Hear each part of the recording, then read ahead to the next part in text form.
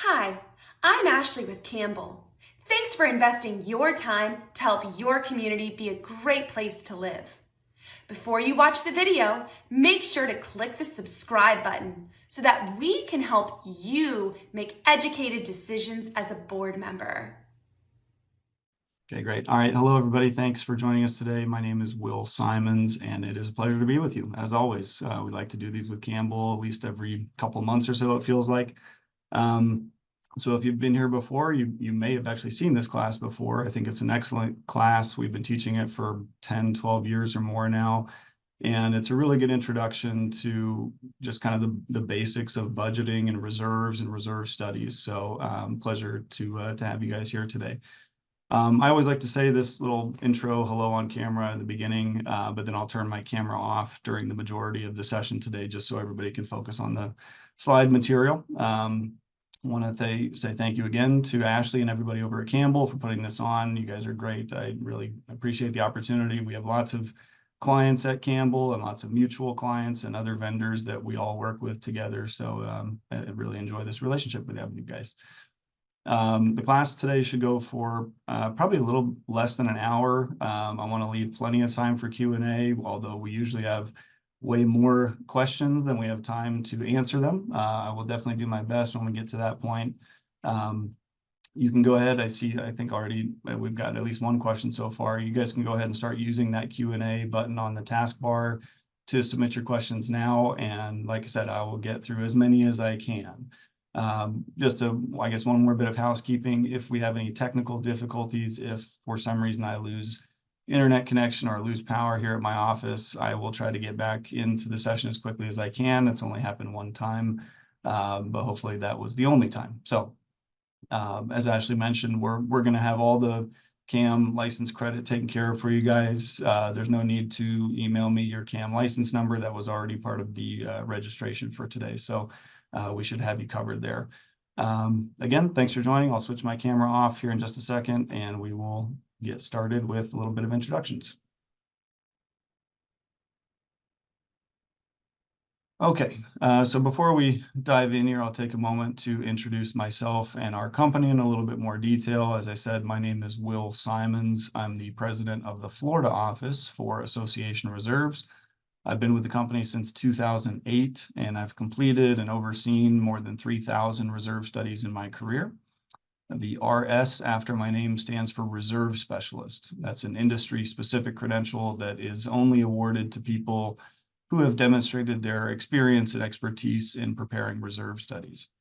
That designation comes from CAI, the Community Associations Institute. I've lived in both condos and HOAs in Florida. I spent about 6 years serving as the treasurer and then the vice president of my HOA. We had a budget there of just over $1 million, about 635 homes. And the reason I always do like to point that out is because I know what it's like to be on the other side of the table, right? I know it's a thankless job. I salute those of you out there, you board members who are volunteering your time, suffering the complaints and criticisms from your fellow residents and neighbors, just out there trying to do what you can to make life better for your communities.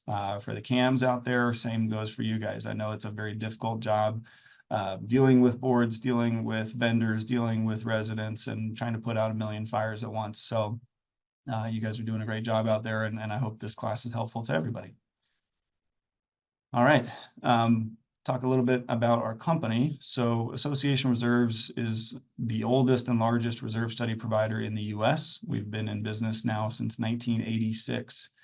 We've completed tens of thousands of reserve studies. I think it's over 80,000 now, for all different types of properties all around the world. Including myself, we now are up to 22 people on our Florida staff. We've got a very good variety of technical backgrounds. We've got engineers, architects, construction management degrees, business degrees, accounting degrees. Very pleased to announce for the first time, we actually just had 5 more staff members get their RS credential. So we're up to 10 of us now that are credentialed reserve specialists in Florida. And I hope that that number continues to grow. I've got to update my slide here. The majority of the work that we do is for community associations, which of course includes all types of condos and HOAs, but also timeshares, other types of residential properties. We also have a great deal of experience with other property types, things like office buildings, hotels, resorts, golf courses, country clubs, worship facilities, so on and so forth. We've been very fortunate. We've been recognized by the Florida Community Association Journal as a Reader's Choice Award winner for the last 11 years in a row. So we're very proud of that. One thing I always like to point out is that our only job as a company, all that we do is preparing reserve studies and now structural integrity reserve studies. We are not an engineering firm or an accounting firm, but a very specialized consulting firm, which is focused on doing this one thing really well, which is to guide our clients towards a successful financial future.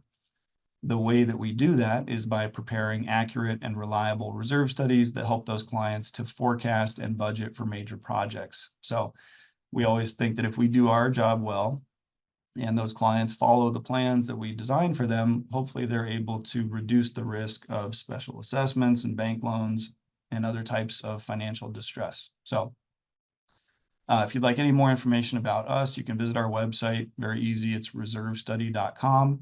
I'll have my email address up on the screen at the end, but you can also email me, which is wsimons, that's WSIMONS, at reservestudy.com. All right, this is just a very brief overview of what this course covers, really just two main sections. Spend a little bit of time in the beginning with this first question, what are reserves? And then I'll spend the majority of the class talking about reserve studies and how those are used by community associations and other properties to make sure that they're on the right track with regard to their long-term planning. So please feel free to take notes as you go along. As Ashley said, we are going to send out the slides for this class and a recording.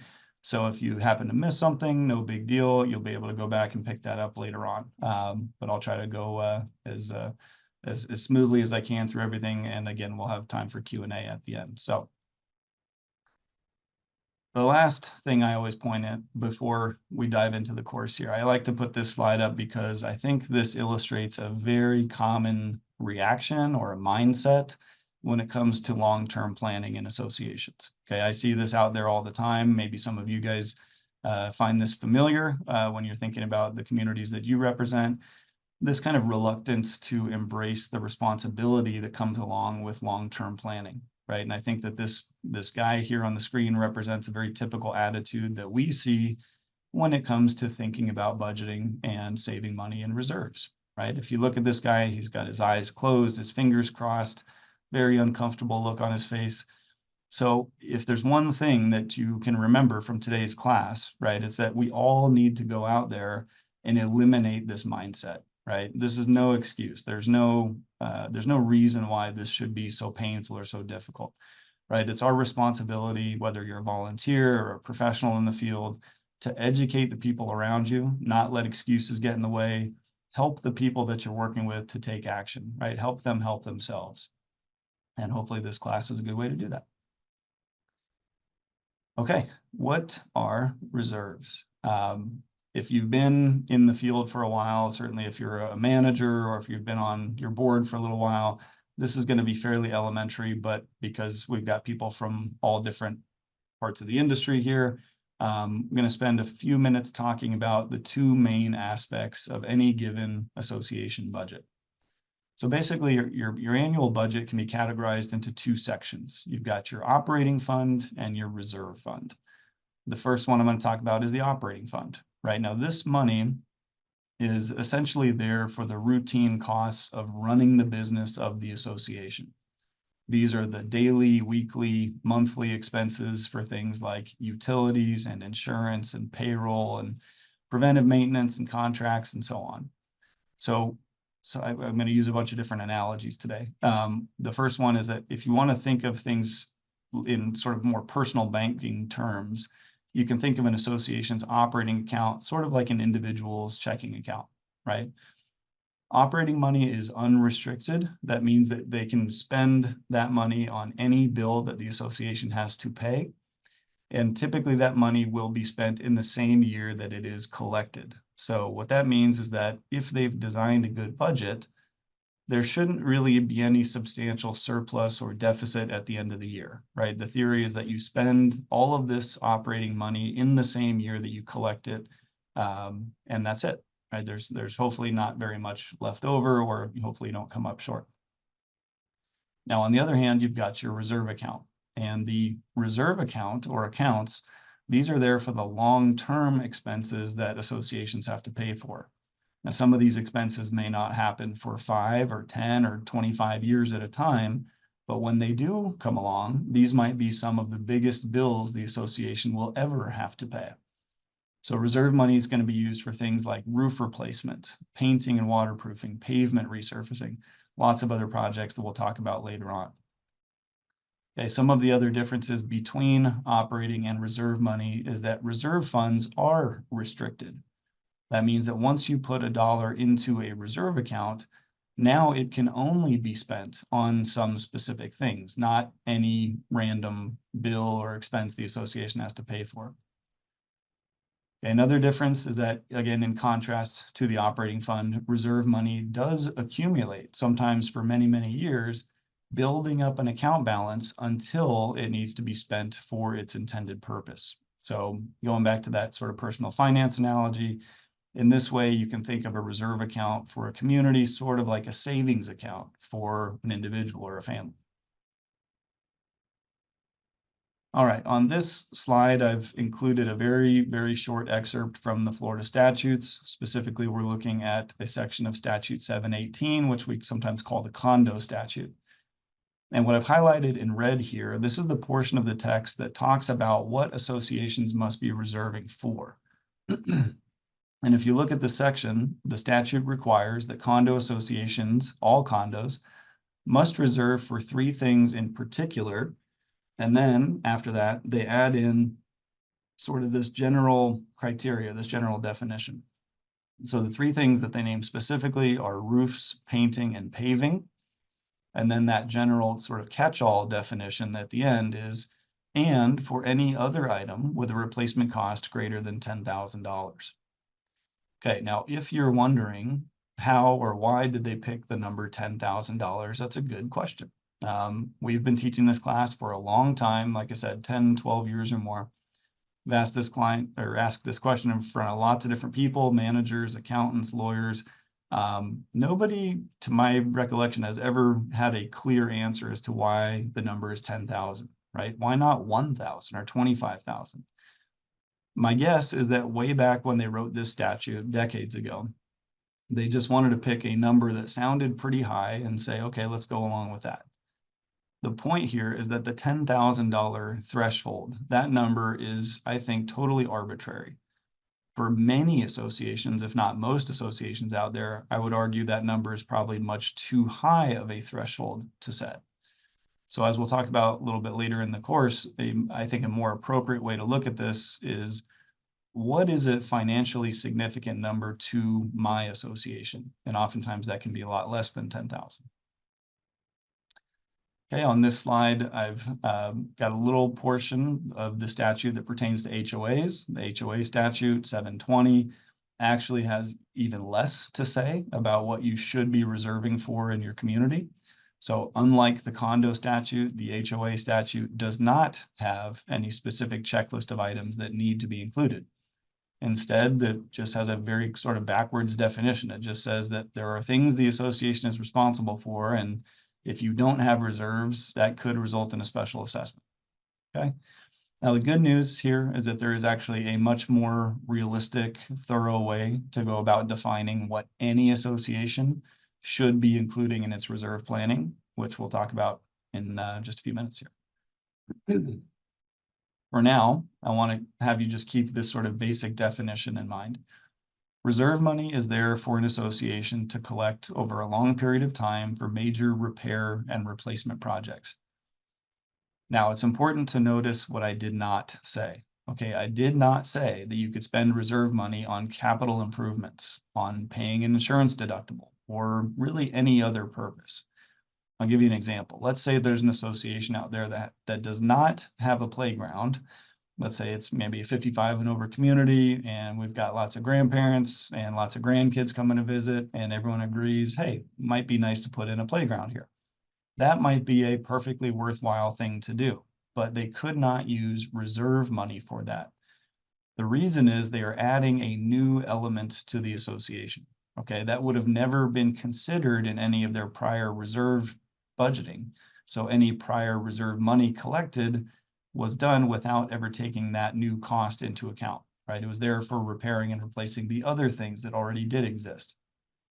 So again, in reality, might be a really smart thing to do for the community, but paying that initial expense, the creation of the playground, would have to be done by some other method, right? Now, let's say they do that, right? They have a bake sale, they have a fundraiser, they, borrow some money, and they build the playground. Great. Going forward, now that that playground is in place, then they absolutely should start reserving for the asset, right? They should start thinking of long-term replacement of the equipment, the fall surface, the benches, the shade structure, whatever they have there. It's just that initial cost of installing it in the first place is not a good use of reserve funds. Okay, I'm going to take a pause here and just talk about what I'm going to anticipate are a lot of the questions people are going to ask today. This course specifically is called Fundamentals of Reserves. It is basic building blocks. I'm not really going to spend any time, or at least maybe not, except a little bit in the Q&A, talking about the new Florida legislation, specifically Senate Bill 154, and the new requirements for milestone inspections and structural integrity reserve studies. There may be a lot of you out there who are interested in that, and we do have a whole hour-long course just on that subject. Be happy to email that to anybody who wants to view that. But this course is not that. Okay, this is meant for condos and HOAs and any other type of property that's out there that are not subject to these new requirements. We may also have people tuning in from outside of Florida who don't care at all about Florida's legislative requirements. So if you're here to listen in and get basic information, you're in the right place. If you wanted something more specific about the new legislative requirements, I hear you, and we do have material on that, but I'm not going to spend a whole lot of time on that today. So just wanted to put that out there in case there's anybody tuning in that had their heart set on that for now. So. Okay, having said that, let me switch into the next portion. We're going to talk about reserve studies and how these are used by properties when they are preparing those annual budgets. All right, the first thing to do is, I think, just to establish the definition of the term reserve study, which actually comes from National Reserve Study Standards. These have been in place now for over 25 years. And basically what they say is that a reserve study is a tool, a budget planning tool. It's a document, really, but it does a couple of important things. First, it identifies the current status of the reserve fund. And secondly, it provides a funding plan that gives guidance about how to deal with future expenditures. Again, notice what I did not say. A reserve study is not an insurance appraisal. It's not a turnover study. It's not an engineering report. It's not a milestone inspection. It is a very particular document which contains very specific content regarding both the physical and financial elements of the community. Okay, there are 3 types of reserve studies. So if your property has never had one done before, then you're going to start with what's called a full reserve study. And that type of study, the provider is basically creating everything totally from scratch. They're going to start with a very thorough site inspection, which will involve taking measurements and photos and otherwise gathering up all of the raw data that will eventually become the component list for that property. After you've had a full study done, sometimes we call that a level 1 study, there are 2 types of update studies that could be done afterwards. The first type is called an update with a site visit. So in that case, you have a new site inspection taking place, but it will be using the existing component list and trying to identify any significant changes in life expectancies or costs based on the current conditions of the property. Now, there are some states in the US where these types of studies are required at specific intervals, but generally speaking, the best practice, pretty long-standing best practice in the industry, is to have a on-site visit done at least every 3 years or so. Okay. The last type of study is called an update with no site visit, which is exactly what it sounds like. Still results in a whole new reserve study document.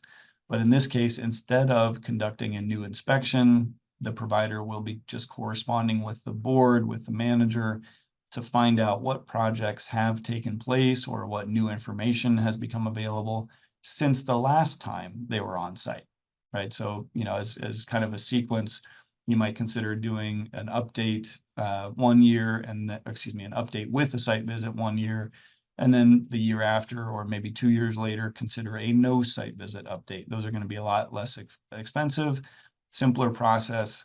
And then maybe every 3rd year, every 4th year, you have somebody come back out to do that fresh on-site evaluation again. Okay, there are 2 parts to a reserve study, what we call the physical analysis and then the financial analysis. Okay, the physical analysis portion of the study, this is the part where somebody comes out to do that on-site visual inspection of all the common areas of the property. This will include everything from the roof to the mechanical rooms to the amenities to the lobby. Basically anything and everything that the association is responsible for should be considered here. This will involve taking lots of measurements and photos, like I said, but also documenting things like model numbers and serial numbers for equipment, noting the location of equipment, walking the property with the building engineer, with the chief engineer, interviewing the board, basically doing whatever it takes to gather up the raw data, whatever observations, factual information we can get for each component. And eventually that's all is going to be rolled up to determine its life expectancy and replacement cost, right? So again, I want to emphasize that this part of the study is and should be a collaborative process, right? We're going to come out there for a day or 2 or 3, probably at most. If you're the manager, if you live there, you are there 24/7 in some cases. And so that knowledge, that firsthand perspective that you bring to the table is important, and your reserve study company should welcome that. So feel free to meet with them, ask questions, follow up, be present during the inspection. We don't want to give the impression that a reserve study is something you just send in a check for and you get a document a few weeks later. It is a dialogue. It is a collaboration between the representatives of the property and the professional who's doing the study. Okay, the second part of this process is the financial analysis. Basically, this is everything that takes place after the inspection back at the office, where we organize all of that raw data from the inspection and we start to analyze it and draw conclusions. We're going to research cost history, find out when things were done, compare that information against our experience working with similar properties, try to fill in all the gaps and start to build a recommendation for that client. Okay, there are 3 outcomes to a reserve study. We'll talk about these one at a time. The first one is the component list. Okay, now let me define the word component here. The word component in this context really just means an instance where the association is spending money. So an example of a reserve component could be funding for roof replacement or resurfacing a swimming pool or remodeling a lobby, right? The idea is that for each and every component, there are 3 important pieces of information that need to be determined. The first is going to be the useful life of that component.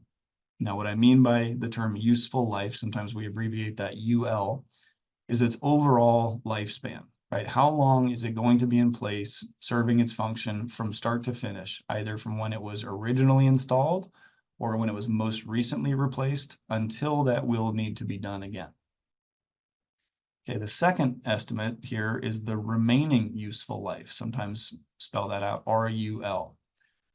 Now that number, the remaining life, is going to be determined relative to a certain point in time. So for example, let's say we've got a component with a useful life of 10 years, and as of this year, it's 3 years old. In that case, you would say that, again, as of this fiscal year, it's a relative number, the remaining useful life should be about 7 years. All right. And lastly, we need to come up with an estimate for cost. And sometimes people will question this. Does the cost need to be for full replacement? So to be clear, you do not always have to be fully replacing something to justify spending money from reserves on it. Sometimes that could just be an upgrade, a remodel, a modernization, a resurfacing, or something else. Okay, so again, not always full replacement. Instead, the focus is on, what do we need to do? How much money do we need to spend to keep this component providing value to the association?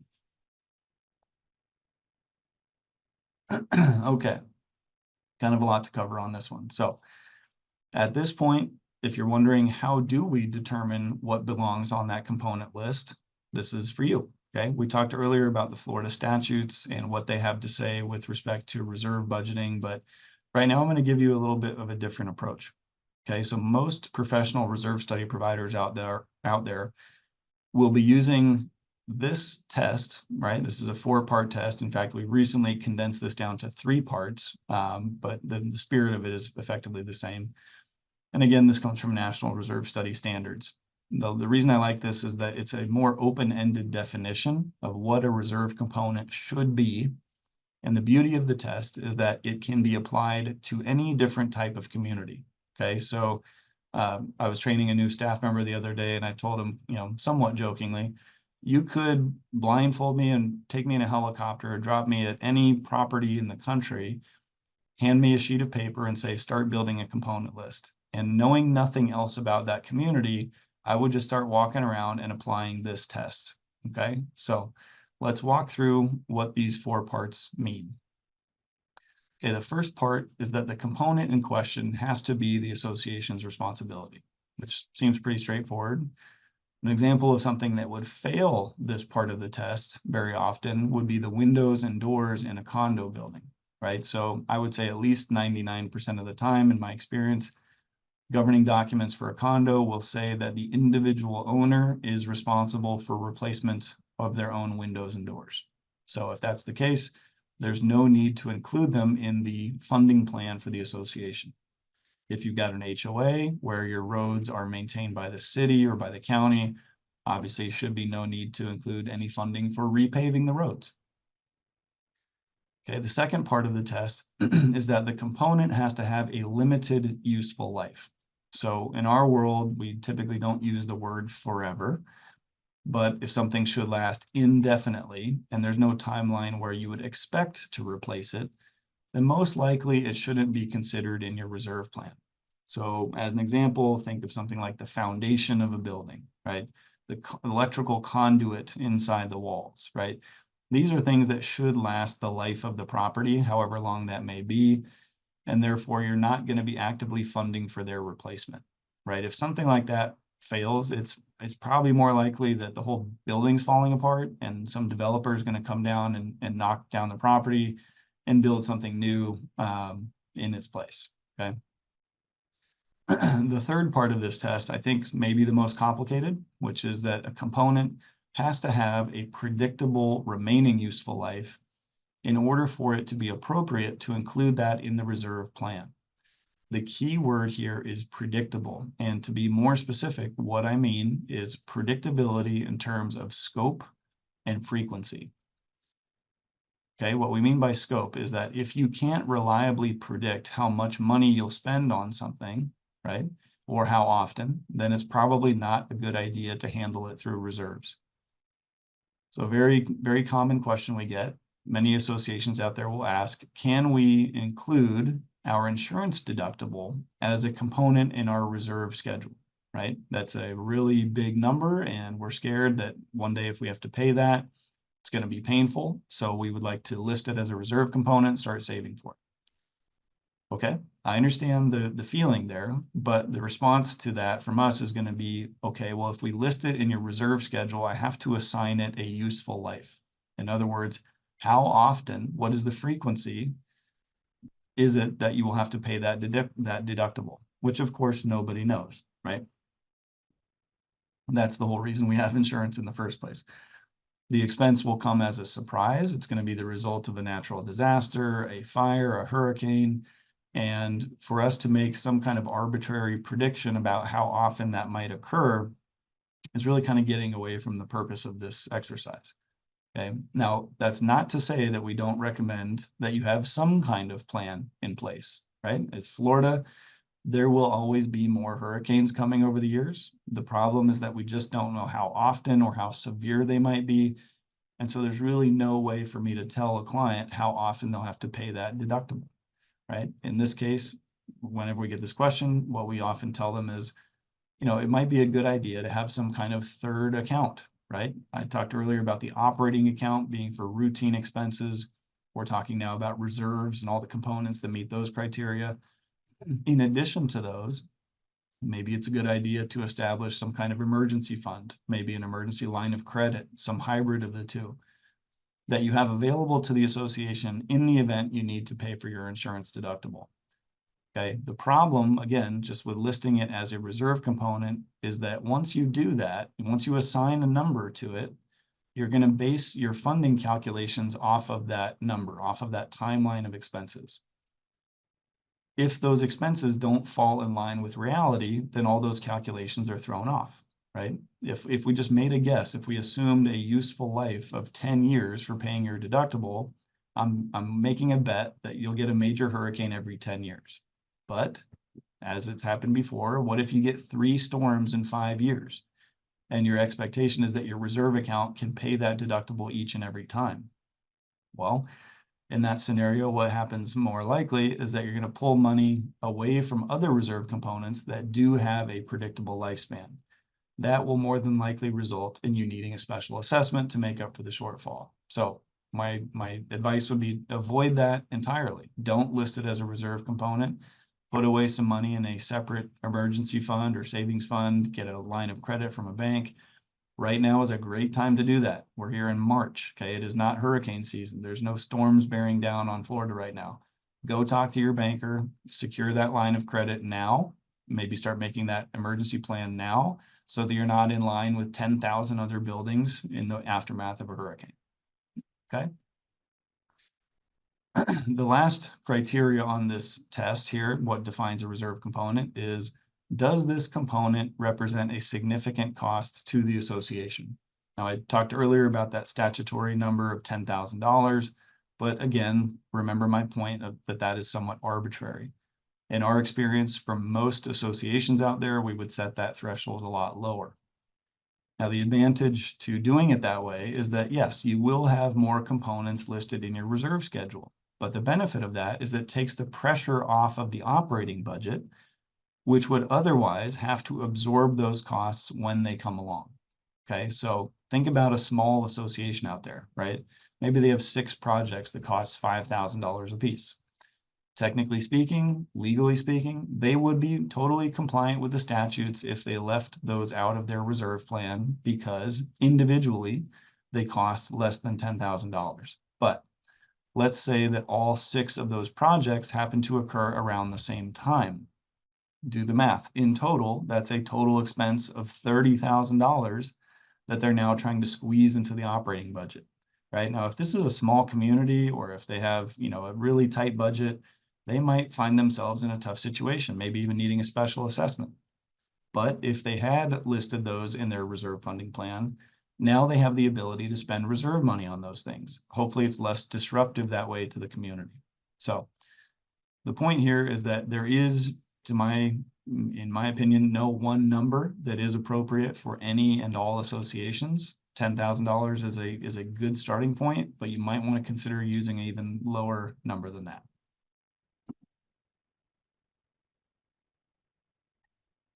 All right, on this slide, I drew this little red bracket up at the top around those top 3 components, which are the only ones that are, again, specifically mentioned in the Florida statutes.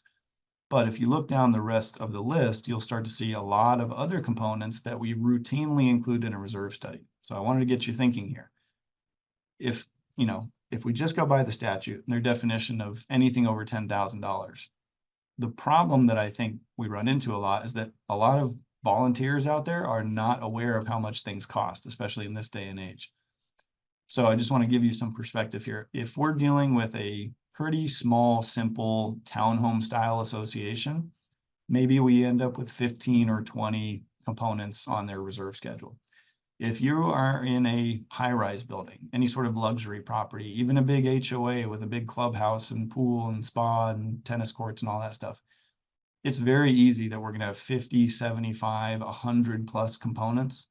Okay, so if you are out there and you're in any sort of substantial association with a lot going on, and you look at your reserve schedule or your component list and there's like 6 things there, that is not enough, or it's certainly not enough detail. Okay, so just keep that in mind. Again, I put a bunch of things on the list here just to kind of jog your memory, get your imagination going. But these are the types of things that you want to be thinking out. And this is by no means a comprehensive list. Okay, our next outcome we're going to talk about is this evaluation of current reserve fund strength, which we often describe in terms of percent funded. So another analogy for you guys, the best way I've found to explain percent funded is to liken it to a credit score, okay? So as individuals, we've all had our credit reports pulled. You probably have a good idea what your score is, and you understand that to an outside party like a bank or a credit card company, your credit score is an indicator of what kind of risk you might be. So in the same way, if you want to think of the reserve study like a credit report that needs to be distilled down to one key result, I would argue that that should be percent funded. All right. We measure this on a 0 to 100% scale, and we consider anything between 0 and 30% funded to be a weak position. In that range, associations have a much higher likelihood of special assessments and other types of cash flow problems. Once they get above 30% funded, now that's more of a fair range, a little more moderate risk. Okay, it's not an emergency anymore, but there's still room for improvement.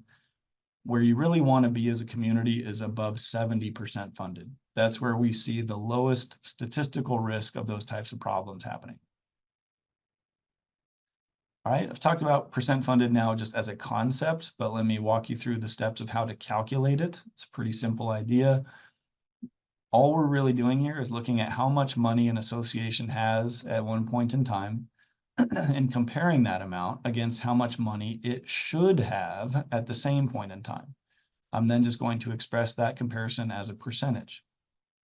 All right, so the first part, how much money does the association have? Pretty basic, okay? We're going to look at their current financial statements, and we're going to try to forecast ahead to the start of the next fiscal year in order to know how much money will they have at that point in time, right? So even though it's early in 2024, most of the work we're doing now is looking ahead to January 1st of 25, trying to figure out how much money will be in the bank at that time.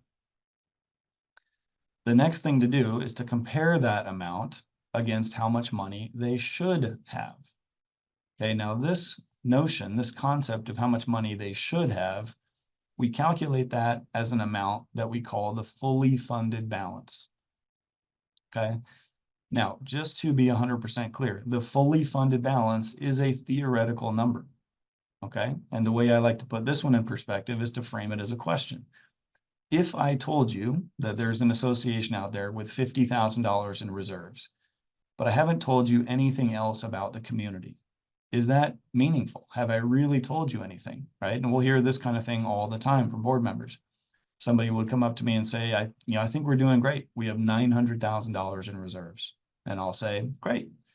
But I don't know if that's enough or not enough or right on the money or what, because I don't know until I compare it against something else. I won't know if it's adequate until I have that other number, right? Now, $50,000, I'm not going to, joke about that. That's a lot of money. And it might be perfect for a little 2-story building with no amenities, just a parking lot. Maybe 50 grand is perfectly reasonable for them to have in reserves. But if you're dealing with a big luxury high-rise condo, you can probably imagine how quickly $50,000 gets spent. That's a drop in the bucket. That might be one installment of one paint project for the community, okay? Nowhere near enough. So let's take this idea one step further. How do we calculate that number, that fully funded balance? Now, I think it's pretty simple. Basically, what we're going to do here is look at this whole association component by component and look at the age of each component compared to its overall lifespan. That's going to give us a fraction here. I'm going to multiply this fraction by the current estimated cost of the component, which will tell me how much money the association should have today for its eventual replacement. Now, when we're doing a reserve study, it actually doesn't matter if we're talking about 4 components or 400. We're going to do this process one thing at a time. We're going to calculate the fully funded balance for each one, then add all of those results together, which will give us the comprehensive fully funded balance for the entire association. Once I've done that, now I can go back and look at their balance sheet. I have something I can use to examine their cash on hand and make a comparison, put that in perspective. All right, so we'll do this as an example. Let's say that we're all on the board, we're the manager for this community, we'll call Seaview Condominiums. And this is going to be a very basic exercise just to calculate percent funded for the association as of the start of their fiscal year. All right, so pardon the typo here. Let's say that that's January 1, 2025, right? Because we're always looking ahead. But let's say that we've done that and we're trying to establish the starting reserve balance for this upcoming fiscal year. We've reviewed the financial statements. We've taken into account the amount that's going to be collected this year, the amount that's going to be spent this year. And we figure that's going to leave us with a starting position of $60,000 beginning 2025. Okay. The next thing to do is to calculate the fully funded balance for each of their components. And for the sake of this example, we're going to limit this to just 3 simple things. First up, we'll look at the roof. Let's say that the roof on this building is 10 years old and has an overall useful life of 20 years. Let's say that it costs $80,000 to replace it. Okay. Now, again, keep in mind that the fully funded balance is the proportion of the cost that they should have on hand today. So since the roof is halfway through its life, in theory, this community should have half of the replacement cost saved up today, recognizing that there's another 10 years to collect the difference. So in this case, we'll take 10 over 20 and multiply that by $80,000, which tells us that the theoretical fully funded balance for the roof right now is $40,000, right? It's halfway through its life. They should have half of the replacement cost in the bank. Let's look at the next example here. Let's say we want to do this for the gym equipment and we know the equipment is 5 years old and we assume it's going to last for 15 years, right? 5 years divided by 15 multiplied by $30,000 would make the fully funded balance for this gym equipment $10,000. Makes sense? Again, it's 1/3 of the way through its life. So in theory, even though the total cost is $30,000, they should only have 1/3 of that number in the bank today. Okay, we'll do one more. Let's say that the hallways get painted every 8 years, useful life of 8, and it was last done 2 years ago. Okay, it's 1/4 of the way through its lifespan. At a cost of $100,000, 2 divided by 8 times 100,000, $25,000. Okay, that's how much money they should have in reserves for painting the hallways. Okay, so again, we already know our actual starting reserve balance, and we have now calculated those individual fully funded balances for those components, which will enable us to calculate percent funded for this entire association. Okay, we take the 3 numbers that we just calculated, we add them together. 40,000 for the roof, 10,000 for that fitness equipment, 25,000 for painting. I get a total of $75,000.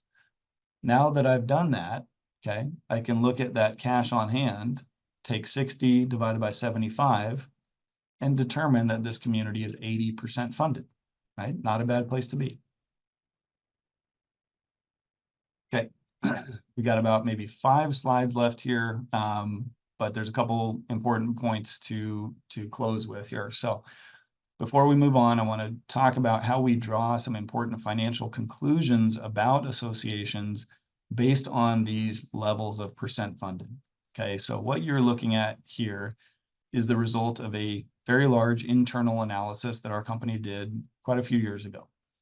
We looked at a data set of thousands of associations we worked with, and we wanted to pull out 2 pieces of information for each one, 2 variables. First, what was the percent funded level? And second, did we include any special assessments as part of their funding plan? Now, the results here are pretty obvious, right? The weaker the associations were, closer to 0% funded in the red here, the higher the frequency of special assessments immediately needed in those communities, right? When you're 0 to 10% funded, it was just more than half the time, right? Now, the nice thing is that as that number increases, as percent funded gets closer and closer to 100, that risk or that frequency of special assessments drops very quickly, right? Very dramatically. In fact, it's actually, I would argue, much more important to get out of the weak position into a fair position than it is to go from fair to strong, right? Obviously, this is the center of the bullseye, but anywhere in here is going to be relatively safe for the most part. Okay, a couple years later, we did another study. Okay, this time looking at percent funded as it related to property value. Now, this was a little bit different. In this case, we looked at, again, a very large data set, a couple hundred properties, but all from the same general location, okay? Southern California, we have a lot of clients there, so we looked at a very large group of buildings that were all as similar as they could be in terms of their size and their age and their amenities and so on.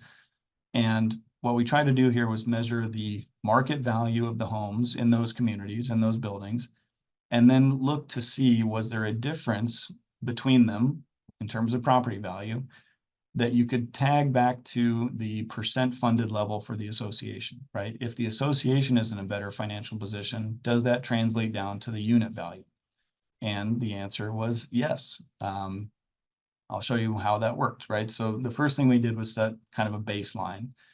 We looked at associations that are in that weak range, 0 to 30% funded. We set that as their baseline. And the idea is, what gain will we see for very comparable communities that are just better off in terms of percent funded? So the ones that are in that moderate, that fair range, 30 to 70% funded, we saw about an 8% gain in dollars per square foot property value compared to their weak, counterparts. The ones that were 70+% funded, right, that strong position, we saw an almost 13% gain, right? So compared to the weak ones, again, having tried to isolate the variables as best we could for size and age and location and everything else, 13% higher property values in communities that are well-funded versus not. Now, why is that? Well, I think you could argue that associations that have money in the bank usually have better curb appeal, right? There's not a lot of deferred maintenance. Things get done on time. They're in better physical condition. They have more up-to-date amenities. They have better technology, and which all of that in turn makes them more attractive to potential buyers, which drives up the costs. So again, if you want to just look at one of these kind of foundational questions, why have reserves? Why is this stuff important? You can actually argue that it does translate into even higher property value for the owners. All right, so the third and final outcome that we get from a reserve study is that funding plan.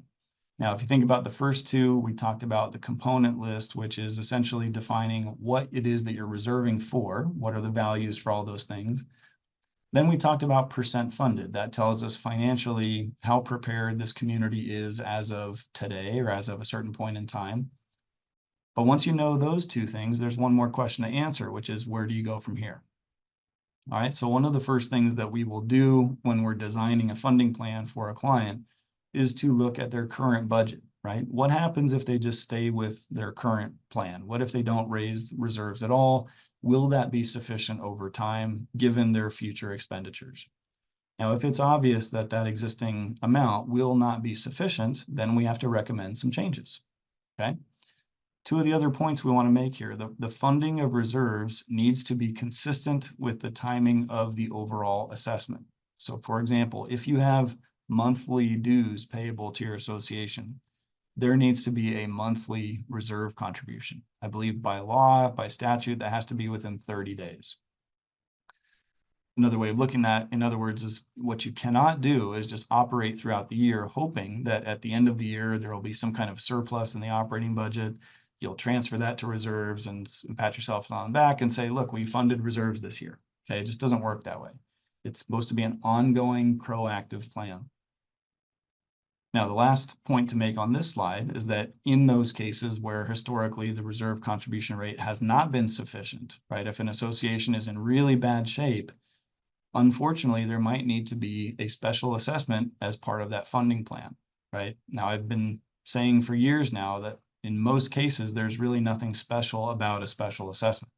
It is just the inevitable catch-up contribution that is required to make up for prior years when your budget did not have enough money going into reserves. Okay, it's as simple as that. It's pay now or pay later. So if you have not been paying over the years and you're running out of time to do your big projects, you might need a special assessment, get that shot in the arm, and move on from there. Okay, there's a key, set of principles that come into play when we're designing these funding plans. Not going to talk about each one of these individually, but I think these are, well, I guess I can say a little bit about each one. First and foremost, as you're funding your reserves and looking out over time, you have to make sure that you always have sufficient cash, which according to the law means you're never going below zero. You will always have enough money in the bank to pay for things when they fail. Ideally, you'd have a little bit extra money left over, but at minimum, you have to show that you're going to fund reserves without the need for outside special assessments or loans. You fund everything all the time. Okay, your reserve components are your reserve funds are distributed amongst all of your components, right? So you don't take years off. Even if you just replaced a roof, you start funding reserves for that roof again the next year because you want to spread the cost over a long enough period of time, as long as possible, so that everybody who comes and goes, everybody who lives in that property is paying towards the eventual replacement of those things, even if they're not around to see that happen. Okay, your contributions should be relatively stable. It's perfectly reasonable that they should increase a little bit each year just to keep up with inflation. Talk a lot about that in our other class, which is called reserve funding methodologies, but you want to be stable. You don't have a huge spike one year and then a big drop the next year. Your reserve contributions should be consistent, or as consistent as they can be. And lastly, it has to be fiscally responsible, and I will take a little bit more time to talk about what we mean there. So I think maybe this is the most important principle at play here. So being fiscally responsible means a couple of things. First, it means being realistic with respect to interest and inflation. Okay, it is just not realistic to assume that you're going to earn 10% interest each year on your reserve funds. Okay, you'd be a Hall of Fame stock trader if you could guarantee that. We know also that reserve money can't be invested in anything very exciting. So realistically, you should be assuming a fairly low return on those funds, single-digit percentage for sure. With respect to inflation, you have to be realistic here as well. Okay, what we've found through looking at historical data trends is that when you look over a long enough period of time, very reliably, the average annual inflation rate is going to tend to be hovering about 3%. Okay, now there's going to be years where it's more than that, years where it's less than that. But when you look at a long enough period of time, say 15, 20, 30 years, and you look at the average inflation that takes place over that stretch, it's very reliably going to come down to 3% based on historical data. So the point is, if you're assuming that the cost of a project that's going to be 15 years from now will be the same as what it cost you today, that's just not going to work, right? That's going to be way off. All right, the second point on this slide speaks to the need to be honest about the situation that you're in. Okay, if your association has not historically done a good job of funding reserves, it's time to address that. Okay, it is financially irresponsible to continue operating the way you always have, just to try and maintain some sort of status quo. Okay, it is not the job of the board of directors to make the owners happy. It's not their job to keep the dues low compared to the building next door or down the street. Okay. Speaking of the owners, your reserve funding plan cannot be biased in favor of the people who live there now at the expense of the people who will live there later on, right? We can't just assume that there is some future group of owners who are going to pick up the tab. Now, lastly, this all takes place despite what may have happened up to now. And unfortunately, this is very, very common. In prior years, the budget did not have reserve funds or not enough, and now the association's in bad shape. They've, prior generations of owners kicked the can down the road. That's not an excuse for the current ownership to just kick the can down the road for the next group, right? In a perfect world, all associations would have been following some sort of good plan. They would have been, carefully managed. They would be in a stable financial position. But in reality, we know that's usually not the case. It's so important, though, to understand that that does not in any way remove the obligation from the board, from the community, but especially from the board members, to act responsibly and fulfill that fiduciary duty, right? Your owners have to make informed decisions. All right, now I'm not silly here. We know this is a challenge for most communities. If you're in a community that has been operating for many years without funding reserves, it's a very good chance you're in a financial hole that might be tough to climb out of. But continuing to dig is not going to make it any better, right? The owners in your building and your HOA deserve to make an informed decision. Okay, having a good reserve study done might be a helpful way to make that possible. But the bottom line is that they need to know that if reserves are not being funded properly, the only logical conclusion will be special assessments, will be loans when things need to get done, right? It will come back to haunt you in a different way. So in closing, remember the guy that we saw in the beginning with his eyes closed, his fingers crossed, sort of just hoping for the best. Hope is not a strategy, right? Hope is not a plan. If I've done my job today, hopefully you agree that that mindset is not a substitute for responsibility, okay? And with that, I'll just close this up. We're going to go to the Q&A. And again, thank you all for being here today. I hope that this has been beneficial. Hope this goes out and will help you benefit the communities that you serve. So thank you very much. Ashley, if you want to help me out with the Q&A here, I'm going to get a sip of water, turn my camera back on, and we'll get started. Sure. And I'm also going to go ahead and launch the poll as well, just to get everybody's feedback on how we did today. So if you can take that in case you're jumping off, we would really appreciate it. All right, let's look here at the Q&A, what we've got. Oh, and I will be, just to reiterate, I will be sending out the presentation after, a link to the video recording, contact information for Will. So all of that will be coming out via email if you do have to leave. All right, so let's look here what questions you've got. You've got a lot. Yeah, well, I'm going to take one right off the top. If you want to just maybe start scrolling through the list and, any sort of housekeeping questions people are asking about, is this going to be recorded, all that kind of stuff? Yes, it will be. There was one question here right off the top. Somebody says, fundamentally, I would like to know the difference between fully funded and fully funding. That's a great question. So to be fully funded represents a position in time, where it means that the cash on hand is equal to the valuation of deterioration within the community, okay?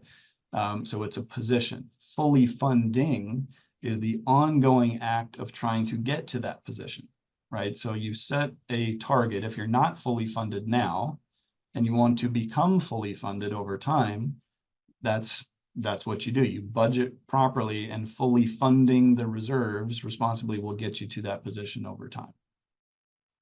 Okay, let's see.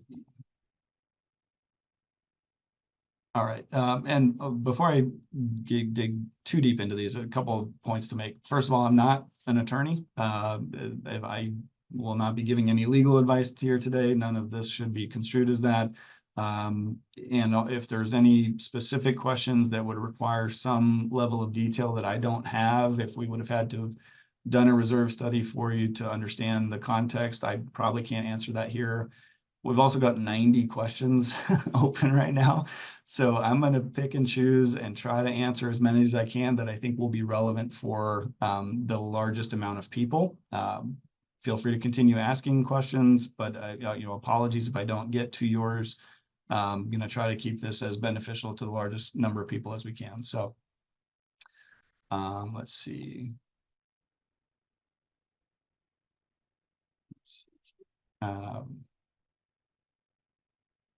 Okay, here's a good one. Our condo building has failing cast iron plumbing pipes and frequently replace them when a leak springs up.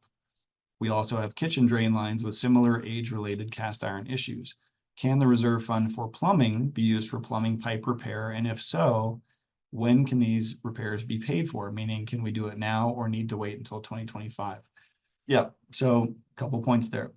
Again, reserve money does not always have to be completely replacing something. It can be for repairs. So in this case, yes, repairing your leaking pipes can absolutely be a reserve component. You need to check though to see if your reserve schedule, right, if your budgets up to now have included funds for plumbing. If so, then yes, absolutely, you can go ahead and start using that money right away. If you have not, right, if you have not been saving money specifically for plumbing and you're now faced with these issues, I would argue that you probably need to find that money somewhere else. Pull it from the operating budget, have a special assessment, and then begin funding for these types of plumbing repairs going forward, because that's probably not a one-time issue, especially if it's an older property. You can probably expect there will be some pattern of this continuing. So I would say begin funding reserves for that. But that's, you know, subject to whether or not you have been doing so up to this point. All right. Let's see.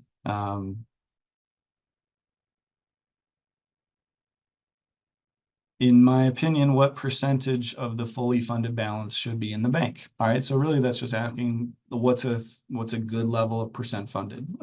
So I would say, you know, anything above 30% is a starting point. If you're between 0 and 30%, that's kind of a call to action. You should try to have a higher number than that. Once you're above 30, you can take a little bit of a breather, but it really depends on the circumstances of each association, right? You have to look at what your upcoming projects are, make sure that you've got money for the most urgent things that are happening. But yeah, as a percentage of fully funded, which now we know the math is just cash on hand divided by the fully funded balance equals percent funded. Start at 30% and go up from there, hopefully. Okay. Again, a lot of questions here about SIRS and structural integrity reserve studies. This isn't this session for that, but I do have a lot more material on that. Okay. Yes, a couple people asking, can you still have pooled reserves? Yes, of course. Even under the new requirements for SIRS, I guess it's just a broad question. Pooling reserves is by far the way to do it. We have another class actually that we teach, which is called reserve funding methodologies, which goes into great detail about the difference between straight line funding and pooled funding. Pooled is absolutely the way to go. So yes, that is allowed. It's been universal outside of Florida for a long time. If you're not using that now, I would highly recommend it. Statute for HOAs is 720. I think it's 720.303 is the portion where it talks about budgeting specifically. Let's see. Yeah, lots of questions about insurance. Trust me, guys, I understand insurance is a crazy catastrophe in Florida right now. It is extremely expensive. A lot of people asking, can we borrow from reserves to pay our premium? Can we borrow from reserves to pay our deductible? Legally speaking, you can.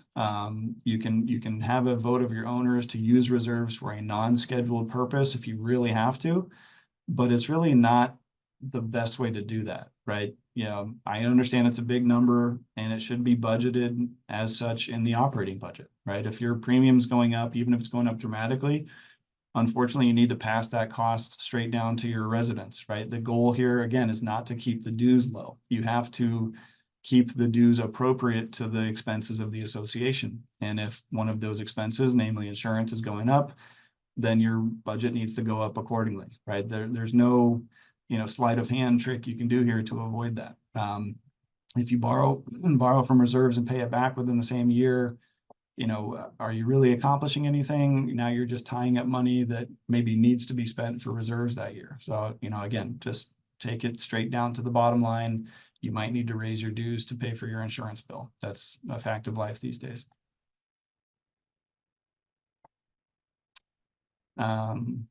let's see, there's an interesting one. What if you had 4 buildings and your community decided to build one building and repurpose the others, which are part of the reserves to maintain? Can that money be taken from reserves? It's a little bit of a unique scenario, but this kind of thing happens from time to time where you have an existing asset that's going to be repurposed or turned into something else. These days we have a lot of clients that are converting tennis to pickleball courts, for example. That's a pretty simple process. But I would say yes. I mean, in this case, you have an asset of the community, which are these buildings. I guess it begs the question what you're going to mean by repurposing them.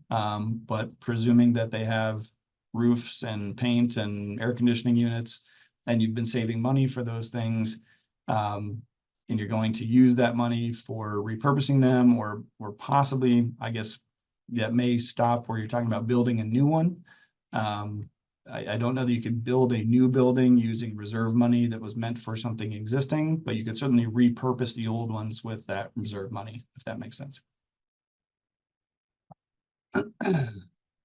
Let's see. Can reserve funds be used for new large landscaping projects in an HOA? Yes, if you have accounted for that in your prior budgets. If you have landscaping improvements listed as a reserve component, and you've come up with some reasonable expectation for a cost and a life cycle, then yes, you can absolutely use that. We have a lot of big HOA clients that something like every 7 to 10 years will do a major replanting, kind of rejuvenation of their common area landscaping. If they've done it before, they have some ideas the cost, then yeah, absolutely. I would say they can use reserve money for that as long as it's in the budget. Okay, let's see. Oh, this is calling back to my example about adding a new playground that doesn't currently exist. The question is, so the expense for the playground is totally the responsibility of the homeowners? Yes, absolutely. When you live in an association, all of the costs are borne by the homeowners. No question about it. That can be paid for in different ways. That can be a surplus in operating. That can be, a fundraiser. It can be a special assessment. It can be a capital improvement fund. But the bigger point to make here is that all of the costs of an association are ultimately borne by the owners in that association. So yes, it is their responsibility. Okay, can excess operating funds be moved into reserves? Yes. There's different schools of thought about what's an appropriate number to keep in your operating fund. Some people would say 2 months worth of expenses. Some people say 6 months worth of expenses. Whatever your risk tolerance is there, if you have excess and you want to move that into reserves, generally that's a really good idea, especially if you're in an underfunded situation. Let's see. This is a good one here. Okay, kind of a philosophical question. How do you decide whether you want to include a project in as a reserve or as a special assessment? Go back to that 4-part test. If it is the association's responsibility and it has a limited lifespan, predictable remaining life, and it meets a significant cost, I would say it should be a reserve assessment, or excuse me, a reserve component. Special assessments really are supposed to be used for true surprises and emergencies, right? You don't want to plan on a special assessment. That is the result of not planning for something. They should be avoided. Special assessments don't save you any money. It just condenses the cost down to a single point in time where you have one group of owners who are paying for the totality of something when there might have been many other people who came before them who got the benefit of that asset. So I say whenever possible, you should avoid a special assessment. Think of that as an emergency, option. Okay, what is the current cost of a full reserve study? That will vary dramatically. It depends on whether you're a condo, HOA, where you're located, what time of year it is. So, I really can't speak to that with a great level of detail, but I would tell you, generally speaking, it's not hundreds of dollars, it's thousands of dollars. If it's a very large community, it can be over $10,000. If you're talking about a full study, that's always going to be the most expensive. Update studies done later would always be a fraction of the cost. But it's, it really depends on the complexity of the community. If you're interested in a quote for those, we can do that through our website. If you go to reservestudy.com, we've got a request a proposal button there on our home screen. So that's a way to get a little more specific answer there. Okay, that's a good question. I don't think I've ever gotten this one. How effective can a level 3 study be if there's no site visit? It doesn't make a lot of sense to me. There is always a site visit. It's just happened in the recent past, right? So let's say if we do a study this year for a client, and it does include an inspection of the property, and then next year they're working on the following year's budget and they want to get updated financial figures, updated recommendations, but nothing really has changed. If they have not done any major projects, it's a fairly simple exercise just to go through the list of what we did see previously, update the cost estimates, life expectancies, and produce a new funding recommendation. That's a new financial analysis. So that's the effective part, is it's keeping your data current, but not with the extra cost of having somebody come out to look at the property again when it's only been a short time. All right, let's see. Let's see. Interesting question. Will your industry be adjusting your projected life downward? Well, I think the question there is asking about life expectancies for components. As needed, yes. I mean, if things are not lasting as long, then yes, we would. We've recently been increasing our cost estimates quite a bit for components just based on the economy. Everybody can read the headlines. We're still in kind of this inflationary environment. Things cost a lot more than they used to 4 or 5 years ago. So I would say that more so than adjusting life expectancies, we're certainly increasing the cost estimates for things. All right. Let's see. Okay, here we go. Well, I kind of addressed this, but I'll come back to it again. Would you reserve for the future likely inflated cost of an asset or the current cost? If the current cost, how would you address inflation? So yeah, we always want to estimate what the project will be at the time it gets done. So we start with the current cost. What does it cost in today's marketplace? But if it's got 5 years of remaining life, I'm going to apply a compounding inflation rate to get that number 5 years from now. What will it be, or what is it likely to be at the time it actually gets done? That's the target we're aiming for. So it's I guess some combination of both. We start with the current cost, but we want to know what it will be in the future as closely as we can. Let's see.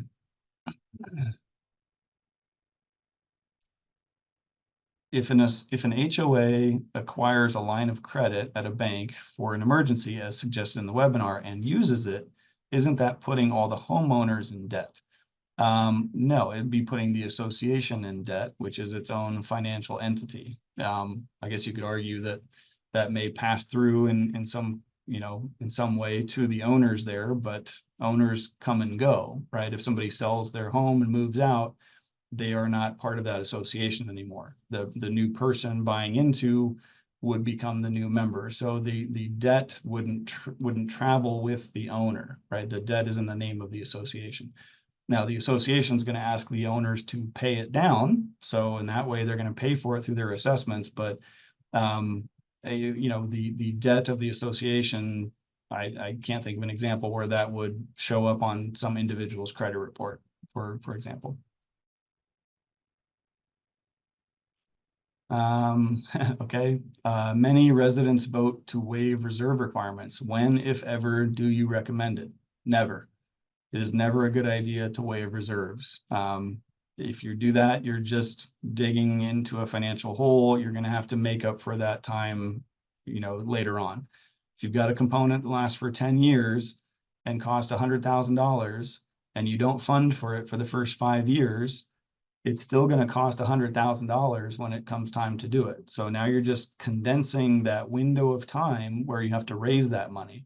And in its most extreme case, that's going to be a special assessment, right? If you've waived reserves all 10 years and that thing breaks and you need to replace it, what are your options? You only can do a special assessment or borrow money for it, and that's going to be pretty painful. So I would say it's never, ever a good idea to waive reserves. In fact, Florida is the only state in the country where the membership of an association has even ever had that option, right? Everywhere else, the board sets a budget and that's it.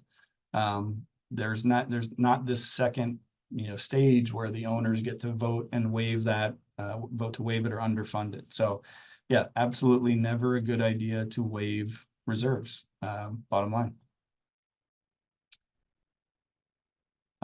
Yes, we are going to send the slides out.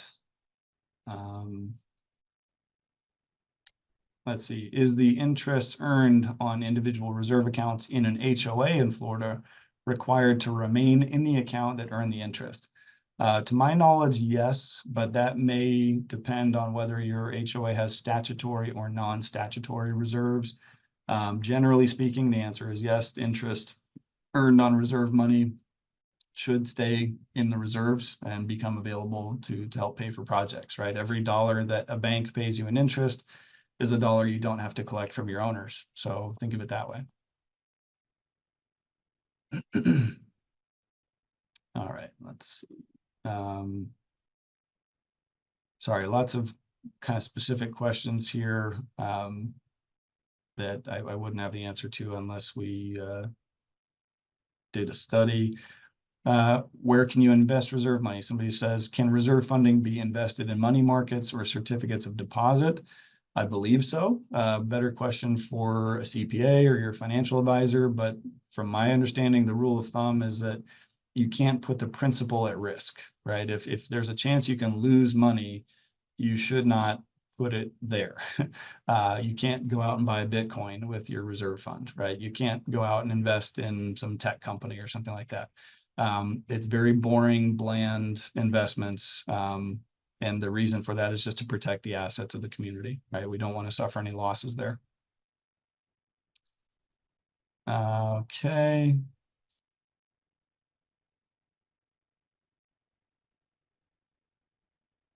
Let's see.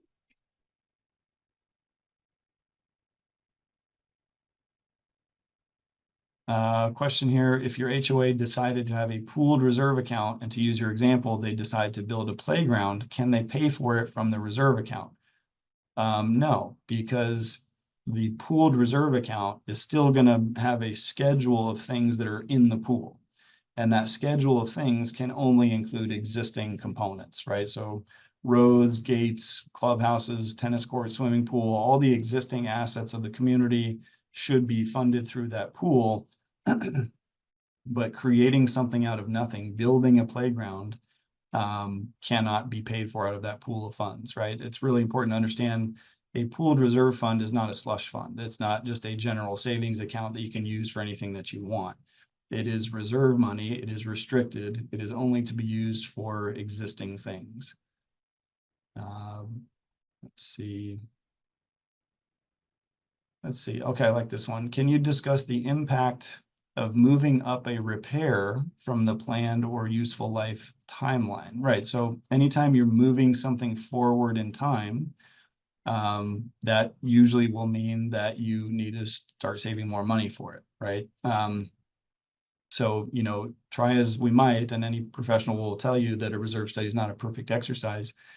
We're going to come up with estimated life expectancies, but if there's a situation that occurs where something has to be done sooner than anticipated, if you're going from, say, 6 years of remaining life to 3, you're shrinking the window of time in which you can collect the money that you need. So it might be that you need to increase your reserve contributions to account for that moving up process. If that's unavoidable, then you have to do it, right? It's, like if you had been saving for a car, right? And you think that you're going to get another 5 years out of your current car, and then the transmission goes out and you maybe have a year or 18 months before you're going to definitely buy a new one. You still need a new car. It's just going to happen sooner than you anticipated. So you might need to start saving more money in that direction to get prepared for that. Yeah, some similar questions for that. Ooh, here's a good one. Are mortgage companies asking for reserve amounts more often? Yes. Not just mortgage companies, insurance companies, banks, the whole industry of third parties that are in some way connected to real estate are asking a lot more questions about reserves these days, especially after Champlain Tower South collapsed, and all this new legislation came around. The importance of having a healthy reserve fund has never been greater, right? Associations out there that are trying to borrow money, a lot of them are getting, queried by their bank saying, okay, before we give you this $500,000, this $1 million, we want to see a reserve schedule, because before we give you this money for your elevators, we would like to know, are you also going to have to replace your roof or do a painting and restoration cycle or whatever? Because before we give you this money, if you're going to have a hard time paying us back because of these other things that are coming along, maybe we don't want to offer you that money, or we're going to make it a lot more expensive with a higher interest rate. So yes, I would say that's been a trend, as as far as I can tell, in the last 4 or 5 years, but increasingly so, that lenders, insurance companies, other types of entities are caring about this stuff. And I don't see that trend reversing anytime soon. Let's see the question here. Why not windows and doors in the reserve study? Just to clarify, windows and doors absolutely should be in the reserve study if the association is responsible for them. So if we have a building where the unit owner is responsible for their own windows and doors at their unit, but then you have a lobby or a gym or a social room that has windows and doors that are owned by the association, that's definitely something you should have in your reserve study. Let's see, hypothetical question. If the condo association annual reserve contribution has been the same dollar amount for the last 5 years, would it be safe to say that inflation is being ignored? Is this a red flag? Yeah, for the last 5 years, I would say absolutely that's true. Things are way more expensive now than they used to be. And I say this all the time. Board members or just people in the industry will say, kind of proudly, we've kept our dues flat, right? We haven't raised the dues here in 8 years or 10 years or 4 years or whatever. That's always a red flag to me, because I know that costs have been going up, right? If your dues have not changed in the last 5 years, I think you need to ask, where are you cutting in the budget? Because pretty much everything's gotten more expensive. So if your expenses are going up and your income is not going up, that means you are probably cutting or avoiding some of those expenses, most likely the reserve fund. So yeah, I would say that's a big red flag. It is perfectly normal and appropriate for the dues in an association to increase a little bit each year. They have to in order to keep up with inflation. Let's see. Are underground leaking storm drains included in a reserve study? They can be. It depends on the circumstance, right? So if that is a quantifiable, measurable, predictable event, if it's happened before and it's likely to happen again, I would say that might be worth considering adding some sort of allowance to reserves for that project. If it's a one-time thing, if it's never happened before and going in and replacing them is expected not to happen again, probably not a reserve component. But if it's a pattern you expect to continue, if it's a very large HOA, for example, with hundreds or thousands of feet of storm drains, and there's probably going to be some more leaks over time, that's something that I would say maybe is good to have in reserves. Okay, I'm doing my best, guys. We're at 102 open questions. Lots of great questions here. I'm trying to pick off the best ones I can for the most amount of people. Let's see.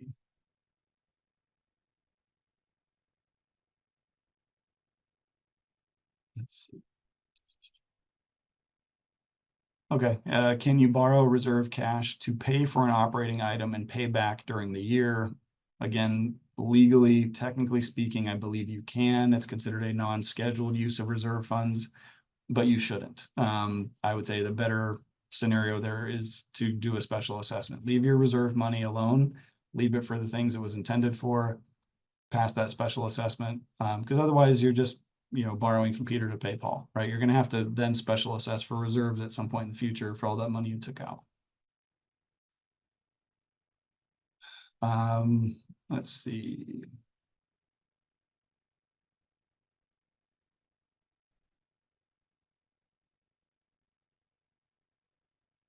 This one kind of gets to the subject material for our other course, but the question is, if you move from straight line as set up by the developer to pooled, does it require a member vote? Typically, yes, specifically meaning moving cash from straight line reserve accounts to a pooled account requires a member vote. If you don't have money, if you're just talking about consolidating the line items on a balance sheet and saying from now on, we're going to fund reserves into a pool, that can be a board decision. But the act of moving existing money from straight line accounts into a pool does require a member vote. Question, how do I find out if our reserves are statutory or non-statutory? So there's two ways you can have statutory reserves as an HOA. One is if they are initially provided for you by the developer. Number two is if they're voted upon by, I think the term, the phrase is, a majority of the total voting interests at some point, formally establishing a reserve fund. From that point on, they would be, handled in accordance with statutes. The alternative, non-statutory reserves, is more like a savings account. It is not needing to be disclosed or accounted for in compliance with any statute. So if you're not sure, probably ask your CPA, ask your attorney for your association. Hopefully they can steer you down the right path there. All right. For a new construction condo that has no reserves, how do we begin building reserves? Do we raise dues for second year of ownership? Yeah. The earlier you start funding for reserves, the less painful it will be over time. It's just like anything else in life, right? The earlier you start saving for retirement, the easier it's going to be. The earlier you start saving for a kid's college fund, the easier it will be. So even though you might have a brand new building, right? Everything is brand spanking new. You still need to start funding reserves because you want to spread the total contributions over the longest period of time that you can.